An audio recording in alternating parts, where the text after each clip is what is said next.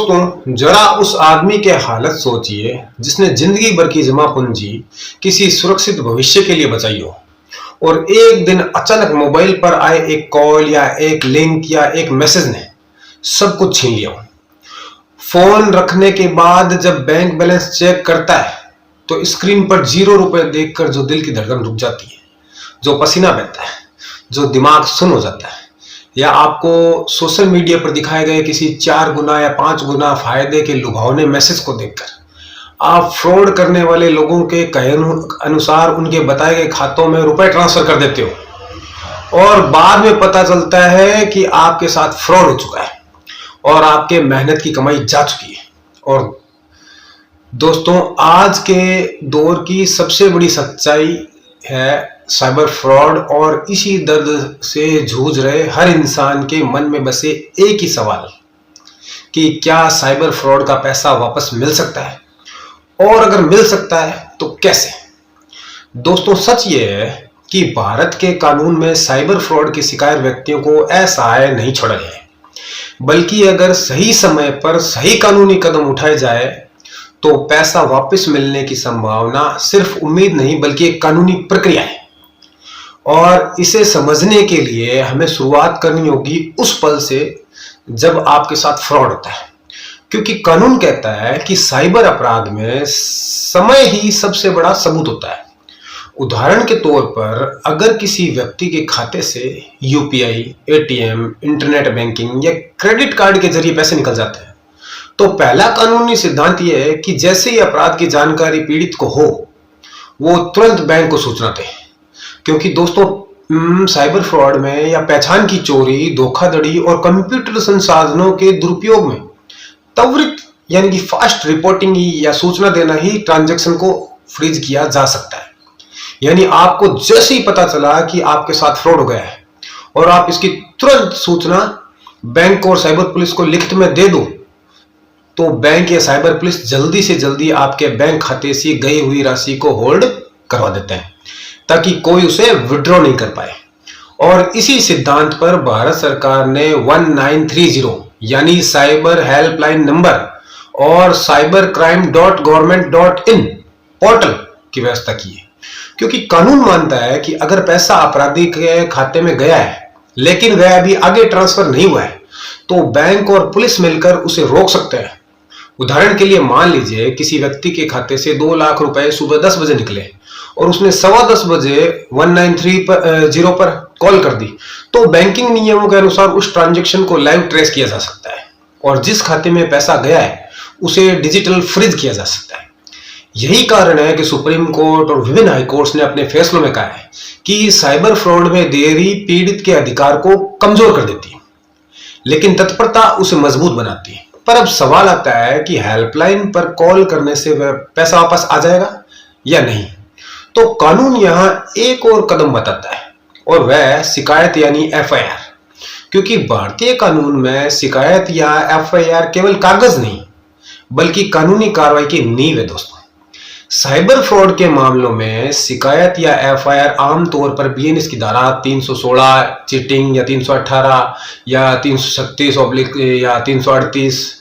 और IT act की धारा 66C 66D इनके तहत दर्ज होती है।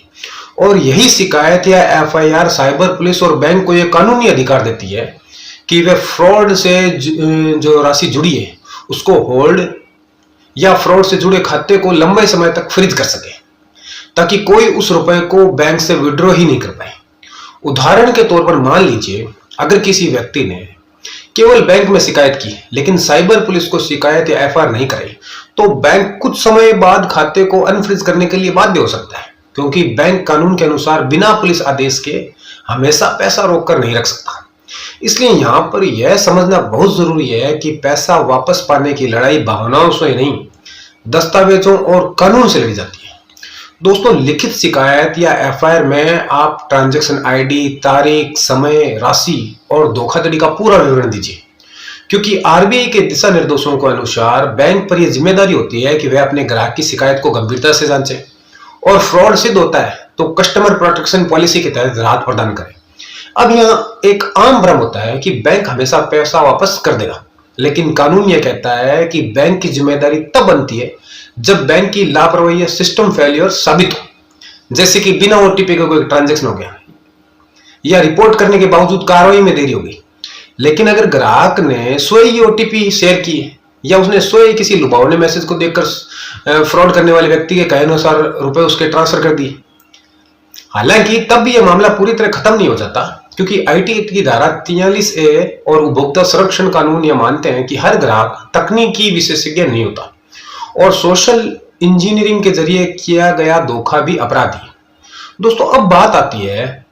कि अगर बैंक और साइबर पुलिस के बावजूद पैसा वापस ना मिले तो क्या रास्ता बचता है। तो कानून यहां भी विकल्प देता है और वह है कोर्ट की शरण, जहां पीड़ित व्यक्ति मजिस्ट्रेट के समक्ष साइबर पुलिस की होल्ड की गई राशि या बैंक द्वारा होल्ड की गई राशि को कोर्ट में सुपुर्दगी प्रार्थना पत्र लगाकर प्राप्त कर सकता है कि जब्त या फ्रीज की गई राशि उसे अंतरिम रूप से लौटाई जाए। और भारत में कई ऐसे उदाहरण हैं जहां अदालतों ने यह माना है कि पीड़ित का पैसा अपराधी के खाते में पड़ा रहना न्याय नहीं है, इसलिए उसे सुपुर्द किया जाना चाहिए, बशर्ते जांच प्रभावित ना हो। इसके अलावा अगर बैंक की भूमिका संदिग्ध हो तो उपभोक्ता कानून के तहत जिला उपभोक्ता आयोग में भी शिकायत की जा सकती है, जहां सेवा में कमी के आधार पर बैंक को मुआवजा देने का आदेश दिया गया है। अब एक और महत्वपूर्ण कानूनी पहलू है चार्जबैक, जो विशेष रूप से कार्ड फ्रॉड और यूपीआई फ्रॉड में लागू होता है। आरबीआई के नियमों के अनुसार अगर निर्धारित समय सीमा में शिकायत की जाए तो ग्राहक चार्जबैक का दावा कर सकता है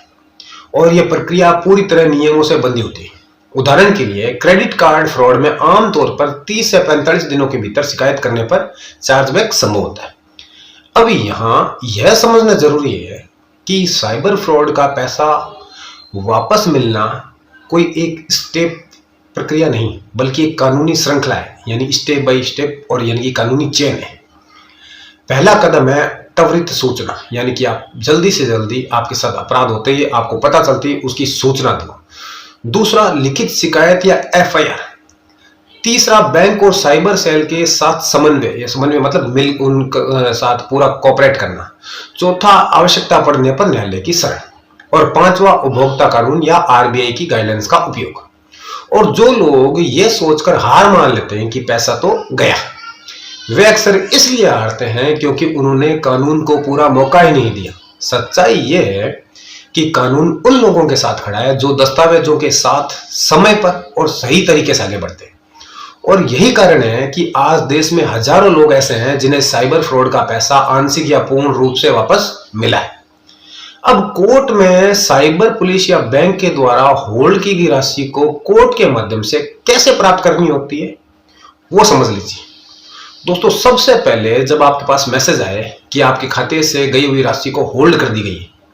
तो आप उस राशि को प्राप्त करने के लिए अपने नजदीकी अधिवक्ता से संपर्क कर मजिस्ट्रेट कोर्ट में होल्ड की गई राशि को सुपुर्दगी पर प्राप्त करने के लिए एप्लीकेशन फाइल कराएं।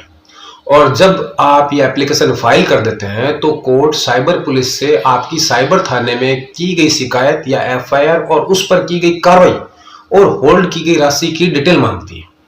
और जब साइबर पुलिस उक्त डिटेल कोर्ट में भेज देती है तो कोर्ट आपकी एप्लीकेशन पर सुनवाई कर आपकी होल्ड की गई राशि को आपको सुपुर्दगी पर देने का आदेश कर देती है और इस प्रकार वो राशि आपके बैंक खाते में वापस आ जाती है।